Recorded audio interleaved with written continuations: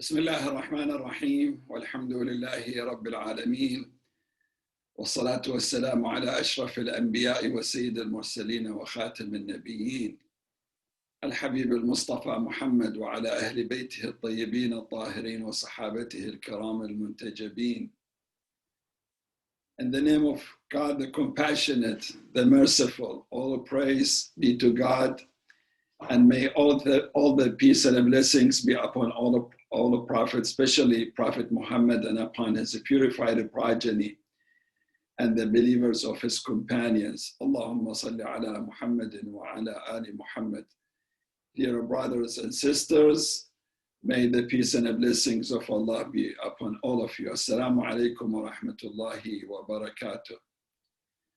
Allah subhanahu wa ta'ala said in the Holy Quran, Bismillah ar-Rahman ar-Rahim, وَابْتَغِ فِيمَا آتَاكَ اللَّهُ الْدَارَ الْآخِرَةَ وَلَا تَنْسَ نَصِيبَكَ مِنَ الدُّنْيا وَأَحْسِنْ كَمَا أَحْسَنَ اللَّهُ إِلَيْكَ وَلَا تَبْغِ الْفَسَادَ فِي الْأَرْضِ إِنَّ اللَّهَ لَا يُحِبُّ الْمُفْسِدِينَ. Seek with what God has bestowed on you the home of the hereafter.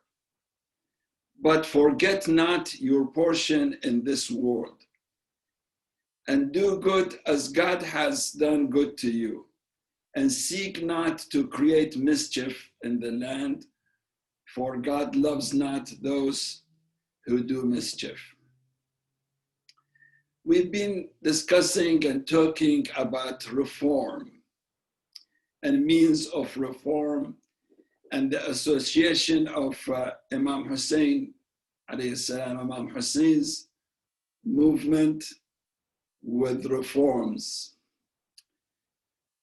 But the question is, what kind of corruption was there that Imam Husayn alayhi salam wanted to fight, and he was willing to offer his life, to sacrifice his life and the life of his companions and family in the course of fighting this corruption. So this evening, I would like to talk about corruption in general, and specifically the corruption that Imam Husayn alayhi salam faced, and he wanted to challenge, and he decided not to submit to.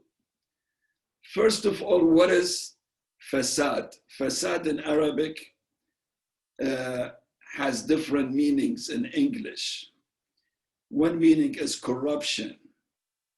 The word in Arabic is called fasad, interpreted into English in different ways. One is corruption. The other interpretation is mischief, rottenness, and also immorality, and many other definitions or interpretations for this word, fasad. However, the focus of the world today on what is known as corruption. Corruption is specifically associated with political systems, associated with government, politicians, organizations. And of course, as you know, there are a variety of forms of corruption in different sectors, in different areas and fields, including in religious institutions. Based on United Nations estimate for the year 2018, the cost of the global corruption around the world, it was equal to 5% of the GDP of the whole world, which was equivalent to $2.6 trillion for the year 2018 only. This much was the amount of corruption that was wasted, did not go to projects or to what was the objective of that money. Corruption and fasad, the Arabic word, has many danger and damages. I've talked about those before. I'd like to briefly mention a few forms of the dangers and damages of corruption. One most important, dangerous aspect of corruption is that it tends to grow like a cancer tumor. It grows. Corruption grows. It grows, and if it is not stopped or corrected, it might reach a point that it is not possible to correct it anymore. And it will be, too late to correct it. This is one dangerous aspect of corruption. The other dangerous aspect of corruption is that when it turns to be an acceptable social behavior, already we've talked about this, when corruption is no longer ugly, but it is accepted from a segment in the society or the whole society. Corruption creates conflicts, violence, civil wars, and wars between countries. Corruption also kills the trust within a community. And this is why in many countries that the corruption is high. You see that it takes very long to choose a prime minister, for example, sometimes up to a year or two. And then they keep repeating the elections. This is because of lack of trust and because of the corruption. And another impact of corruption is that it prevents international aid and charity. Do you give to a charity that you think there is corruption within that charity? Of course not. You want to give to an organization, a charity that you are kind of confident that they are using the money for the same purpose that they declare and announce for. So corruption actually prevents the goodness, the charity. Many countries today, no more receiving help from outside because of the corruption within that nation and that country. There is an international organization called Transparency International, a very good and influential organization. You may follow their publication on their website. One of their publications that they publish every year is called the Corruption Perception Index, CPI. It lists countries based on the level of corruption within that country. And I really recommend that everyone get at least to see this list. You can Google it and see it, and then see the country that you like to know about and what level of corruption is. The other problem with corruption is that people who are involved in corruption, they usually justify their acts. When Satan deceives people to do a crime or commit a wrong, Satan does not tell them, this is an ugly act, this is wrong, and let's do it. Or this is a terrible crime, let's get it done. Never. What Satan does, Satan puts a very interesting makeup on the face of this crime or corruption to make it look, beautiful, to hide the ugliness of the sin or the crime or the corruption.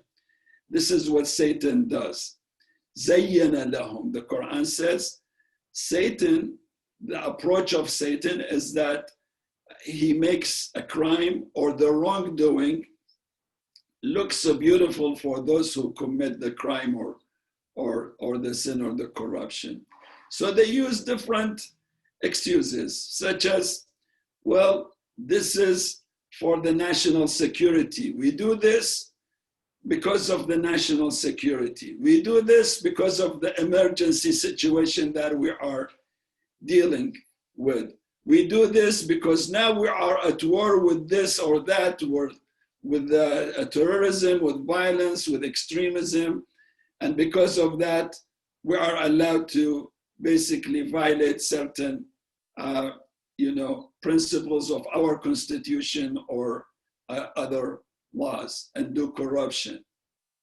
So they don't come short of excuses to justify their act of corruption. Possibly you've heard about the Ottoman emperors. One of their very normal practice was that they would, when an emperor comes to power, he would order to kill all his own brothers, siblings and brothers, and even children, his own children, and sometimes it happened that they killed their own father. And they justify it. In fact, they asked the Mufti, the highest authority, religious authority in the country, to issue a fatwa, a decree to say that was a legitimate act. How it is legitimate? It prevents what is known as fitna. It prevents a problem to happen in the future. It prevents a major turmoil or a crisis to happen in the future. And because of that, it was permissible for the new emperor to kill his own brothers and children or parent. Out of 36, I think, emperors who ruled for about 800 years, or 700 years, 16 or 17 of them were engaged in killing their own family, but with justification, of course. So Imam Husayn alayhi salam faced a very unique form or forms of corruption during his life. And this is why he decided to be willing to sacrifice his own life in order not to accept and not to offer allegiance to that kind of corruption. One form of corruption was about the ruler himself, Yazid, the tyrant. Yazid became a ruler under the name of the successor of the Prophet, Khalifat Rasulullah, the successor of he claimed himself to be the successor of the Prophet. And people used to call him Amir al-Mu'mineen, the commander of the faithful. A head of a state for the community of the faithful, he has to be at least committed to his own faith. He has to be just, adil, not known of doing any act of injustice. And on top of all of this, he has to earn the approval of the community, or at least the leaders of the community. And Yazid has never had any of those. He wasn't pious, he was not just, and he did not earn the approval of the community. His father declared him to be his crown prince and he became the head of the state after his father Muawiyah. Imam Husayn alayhi salam describes him. This is the grandson of the Prophet, describing the tyrant, Yazid. When Imam Husayn was asked to offer allegiance to the tyrant, he said, Yazid rajulun fasiq. Yazid is a corrupt person. Yazid is a corrupt person. He openly drinks, consume intoxicants, sharabun lil khamr, qatil al-nafs al-muharrama. He kills innocent souls. And he said, somebody like me would never offer allegiance to somebody like Yazid. وَمِثْلِي لَا يُبَايِعُ مِثْلِهِ. I cannot recognize Yazid with these qualities: corruption, consuming intoxicants. He was addicted to alcohol, and then he killed innocent people. I cannot accept this person as my leader. So he refused to do so.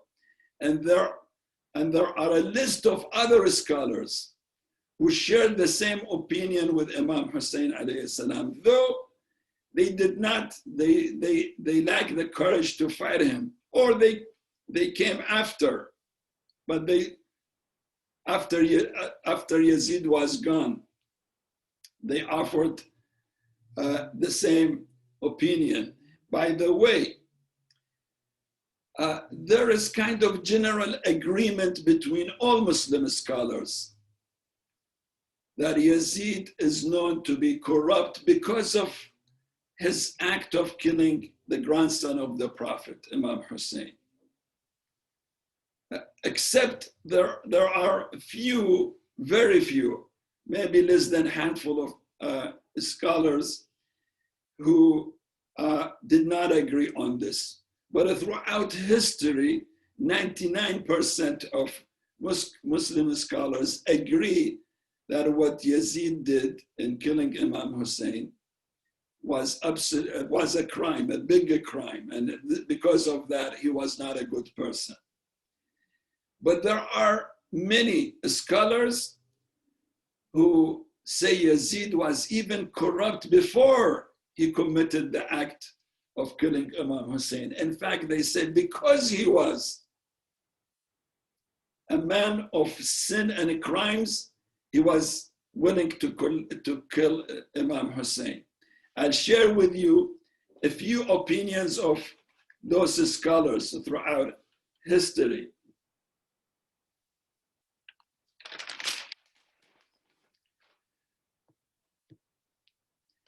One of the scholars is called Al-Hasan al-Basri, a very famous Muslim scholar in the second half of the first Hijri century.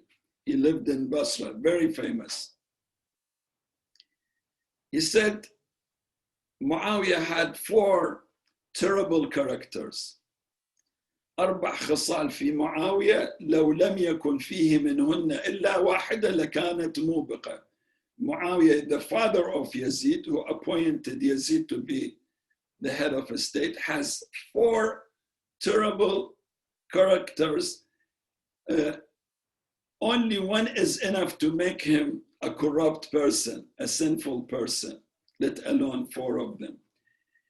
My concern about one, it's not, today is not the subject to talk about the other 3, but this one. He said one of them was to appoint his own son, Yazid, استخلافه ابنه يزيد بعده سكيرا خميرا.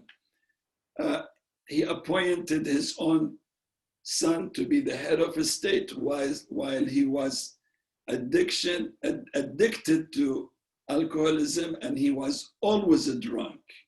This is what a famous scholar have mentioned, and it is narrated or mentioned in many books, especially the book of history by the author Al-Tabari, a known historian. There is a list of other scholars who wrote almost the same. Al-Baladri says Yazid was the first one within the Muslim leadership throughout history to publicly consume intoxicants and consume wine and organize singing parties. Another historian by the name Al-Dhahabi, he says, Yazid kana nasibiyan. Yazid hated the Prophet and Ahlul Bayt. The word Nasibi refers to those who hated the Prophet and his household. Faddan ghalidan, he was so brutal. Yatanawal al-muskar, his habit was to drink intoxicants. وَيَفْعَلُ الْمُنْكَرُ, openly violates the practices of the faith. He started his reign by killing Husayn and ended his reign by attacking the Medina, the city of the Prophet, and killing many of its inhabitants. Then there is a list. I can spend hours talking about what other scholars have talked about. Al-Mas'udi, for example, Al-Tabari, Sibt ibn al-Jawzi, Jalal al-Din al-Suyuti, Ibn Hajar, Al-Shawkani, and Al-Alusi, a list of those scholars who say that Yazid was corrupt even before his crime of killing Imam Husayn. And one recent author and a scholar by the name Taha Hussein, a renowned Egyptian author, he says Yazid was so extreme in his lust, and he was very proud of what he was doing publicly. He would not care about his prayers. He would miss his own prayer to the point that he made his father angry many times. That's what he says. And he said his father, with all these characters, he appointed him to be his successor. Then he used money, bribery, and he also used the threatening to kill people if they do not accept the authority of Yazid after him. Those who were willing to accept money and offer allegiance to Yazid, he gave them money. Excuse me.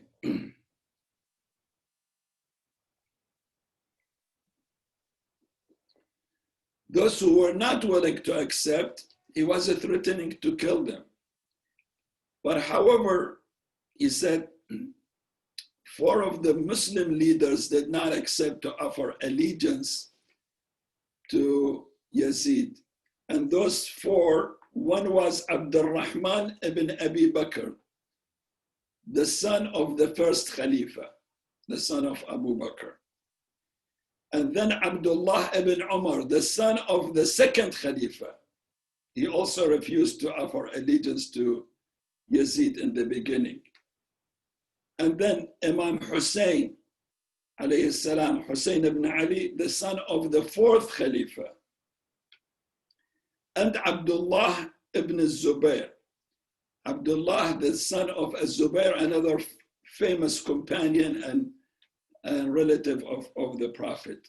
Those 4 refused to offer allegiance to Yazid when Muawiyah asked them to do so. So this is, that was the first form of corruption that Imam Hussein faced.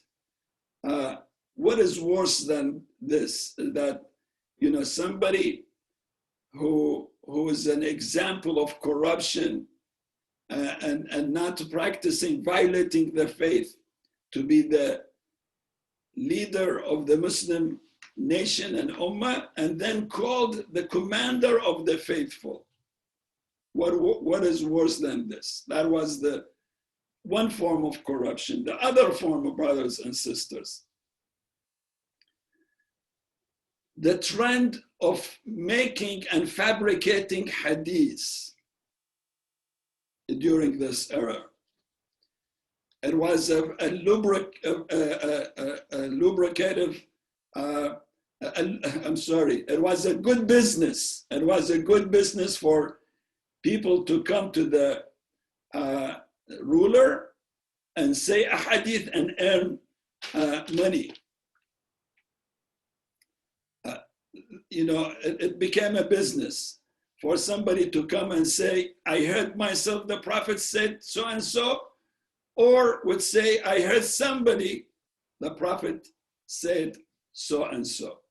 And among these fabricated hadiths were dozens of the hadiths that praised the rulers of the Umayyad dynasty, beginning with Muawiyah, who established this dynasty, the father of Yazid.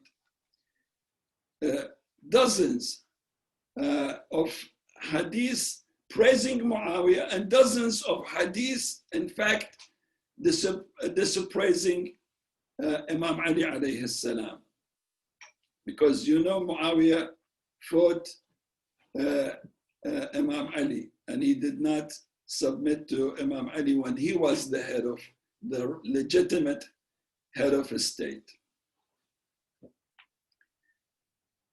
Many scholars, they say, all of these hadiths were fabricated, including a famous scholar by the name Ibn Hajar al-Asqalani.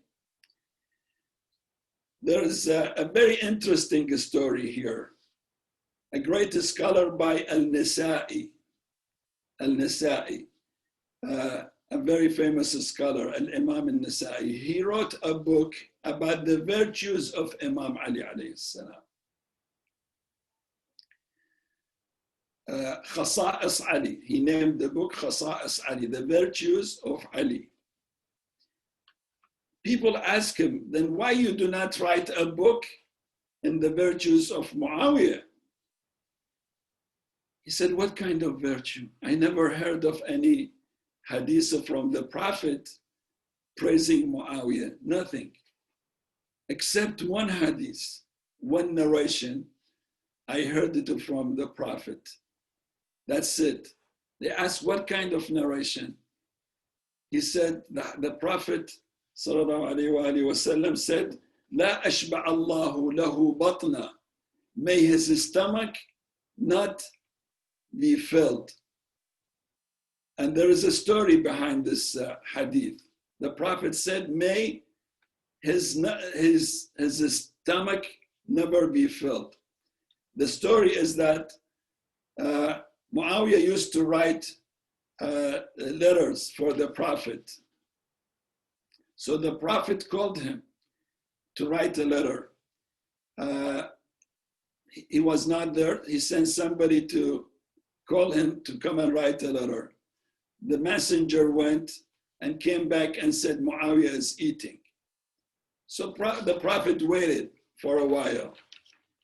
And then after maybe 10, 20 minutes, I do not know, the messenger sent that man again and asked Muawiyah to come. I need him to write something. He went and came back, and he said he's still eating. The Prophet waited another few minutes and sent him for the third time. When the third time this messenger came and said, Muawiyah is still eating, the Prophet said, may God not make his stomach full. La ashba' Allahu lahu batan. And Nasa'i said, this is the only hadith that I know about Muawiyah. And that said, what kind of hadiths and the virtues? But today, you can Google, there are many hadiths in fact, praising the leaders of Umayyad dynasty. So one of the problems that and the corruption that Imam Husayn alayhi salam actually faced was the industry, the trend of fabricating hadith. This is why today we are facing a major problem in the books of hadith, that you need to go through certain study for a very long time to be able to recognize between what is the truth hadith and what is the fake hadith. It's a serious challenge that the Muslim Ummah. We thank God that the Quran, the first source of revelation for us, is absolutely untouched. It is authentic and origin. It has not been changed. But the hadith, the narratives of the Prophet, peace be upon him, unfortunately has been changed because of by powers for the benefits of powers. And then the other, to conclude, the other form of corruption that Imam Husayn faced, this is not the final one, but what it is the final that I am mentioning tonight because of lack of time, was the trend to silence voices of concern against the government. We talked about reforms that has to be carried on all the time. We believe when God sent the Quran and the faith, introduced the faith of Islam through the ministry of the Prophet sallallahu alaihi wasallam, we believe that God knew the nature of people, and God knew that corruption might happen all the time. So God has equipped the faith with a mechanism to do reforms. And I've already talked about this the previous night. One of the things that I mentioned just last night is the practice of al-amr bil-ma'ruf and al-nahi anil munkar. The command of the Quran to enjoin what is right and forbid what is wrong. And this is basically from people toward power and authority, and between people themselves as well. So we believe God has equipped the faith with means of reforms. What the Umayyad dynasty did, they in fact stopped this process of reforms. So corruption was growing. On their side, on the other hand, there were no reforms. This is exactly what Imam Husayn has faced. Those who raised their concern against the Umayyad dynasty, they were killed. And the first one was Imam Hassan alayhi salam. He was poisoned indirectly by Muawiyah. Abdul Rahman ibn Khalid ibn al-Walid, the son of the companion of the Prophet Khalid ibn al-Walid, killed by Muawiyah, again by poison. And Hijr ibn Uday, another companion of the Prophet and the companion of Imam Ali alayhi salam, was killed by Muawiyah. All of those because they raised concern and practiced their religious duty by commanding the good and forbidding the evil. They were faced by death. This is why Imam Husayn saw that it is his own responsibility to stand and fight such corruption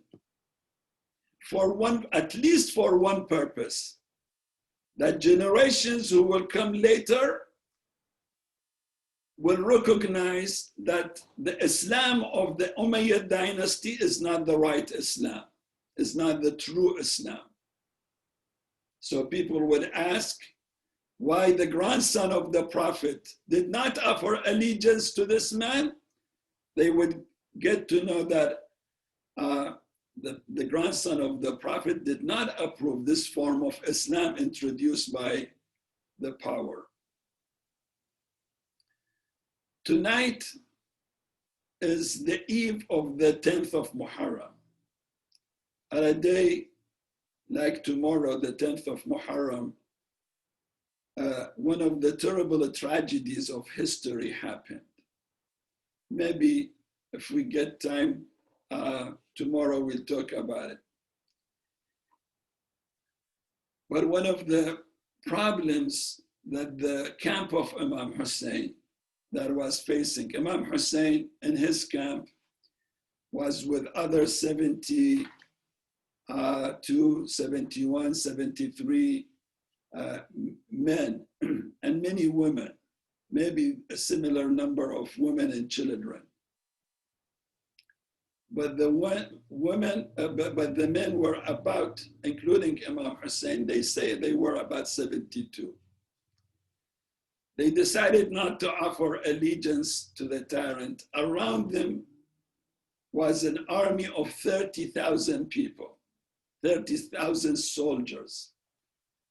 Of course, the tyrant did not need this number to destroy and kill 72 people. He could have done it with much less number of soldiers. But he sent this number to, in fact, create a psychological war. And maybe the aim of that war is that Hussein would see that there is no way he's gonna win the battle, so he would offer allegiance. So because of that, he sent 30,000 soldiers to send a message to Hussein, Imam Hussein alayhi salam, that if you are not accepting to offer allegiance, you will be killed. From 2 days ago, like 2 days ago, from the 7th of Muharram, tonight is the 9th, the eve of the 10th.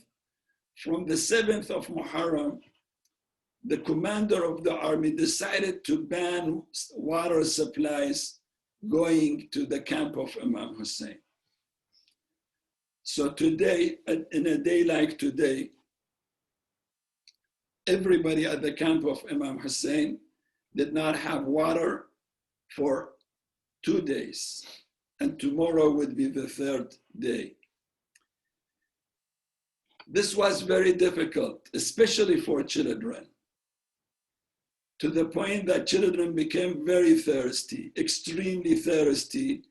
They started crying and saying, Al-Atash, Al-Atash, Al-Atash, we are thirsty, we are thirsty.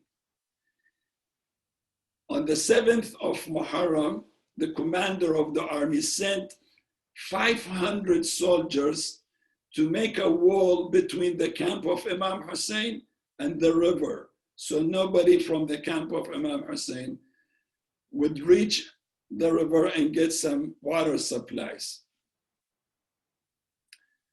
The point was that another psychological war. The commander of the army knew that Imam Hussein is not scared of fighting the army and sacrificing his life in the purpose of not offering allegiance, to defend his dignity and honor and integrity, and not to submit to a corrupt person. They almost knew, they were certain about this, but they wanted to crash the spirit of Imam Hussein. Imagine you are a father or a mother, and then your own children, babies in your home or in your tent or in your camp, crying, we are thirsty, we are thirsty, we are thirsty. This is very painful. This is a man can bear the pain, whether it is a mental or physical. But a man of honor, it is very difficult for him, or a woman, very difficult for him or her to see the pain of their own children. They are willing to compromise so they offer comfort to their children. And this what forced Imam Husayn to take his own baby, 6 months old baby, by the name of Abdullah al-Radi', to take him in his hand and go to the army and tell the army, if you are enemy with me, if you want to kill me, what is the fault of this baby? This baby is crying for water. He's dying out of thirst. If you don't trust me, take the baby, give him some water and bring him back. You know what was the answer? The answer that one of the commander of the army shot the baby with an arrow in his neck and killed him while he was in the hand of Imam Husayn. This is only one image or one act of a brutality of that army. Assalamu alayka ya Aba Abdullah wa ala al-arwah allati hallat bifina'ik alayka minni salamullah abadan ما بقيت وبقي الليل والنهار. السلام على الحسين وعلى علي بن الحسين وعلى أولاد الحسين وعلى أصحاب الحسين ورحمة الله وبركاته. If there is a question or a comment,